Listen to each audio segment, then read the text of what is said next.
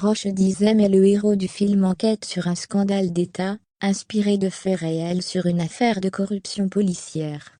L'acteur a déjà eu affaire aux forces de l'ordre par le passé. Il a été interpellé et placé en garde à vue. Il raconte 36 que des orfèvres, indigènes, hors la loi, Omar m'a tué. Roche Dizem compte plusieurs classiques à sa filmographie. Il y ajoute une nouvelle ligne, avec Enquête sur un scandale d'État, film inspiré de faits réels et consacré à une affaire de corruption au sein de la police. Dans sa vie privée, l'acteur a déjà eu affaire aux forces de l'ordre, c'est dans la boîte à questions du mardi 1er février 2022, que Roche Dizem l'a révélé. Le comédien, réalisateur de 56 ans et président de la dernière cérémonie des Césars, a répondu aux questions de téléspectateurs aux côtés de son partenaire, Pio Marmaille. L'un des deux leur a demandé s'il avait déjà été en garde à vue. Ouais, un petit peu. Pas longtemps, a timidement répondu Roche Dizem. J'avais emprunté une moto, sans casque à l'époque, et surtout je n'avais pas le permis moto, précise ensuite le comédien.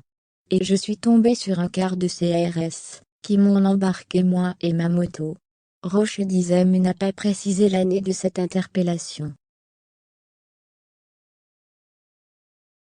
Pio Marmaille, lui, n'a jamais fait de garde à vue. Rochedi et Pio sont les deux héros d'Enquête sur un scandale d'État, en salle le mercredi 9 février 2022. Ils incarnent les personnages de Hubert Antoine et Stéphane Villeneuve, un ancien policier infiltré dans un réseau de trafic de stupéfiants, et un jeune journaliste.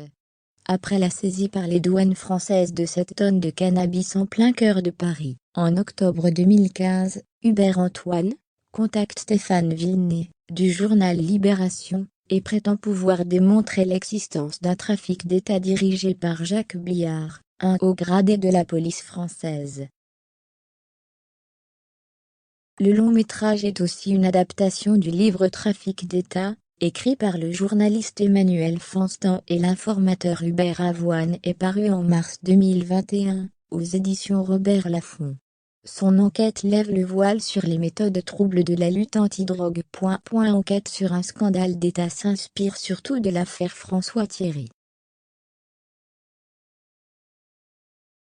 L'ancien commissaire de l'Office central pour la répression du trafic illicite des stupéfiants est soupçonné d'avoir organisé un trafic de cannabis de grande envergure.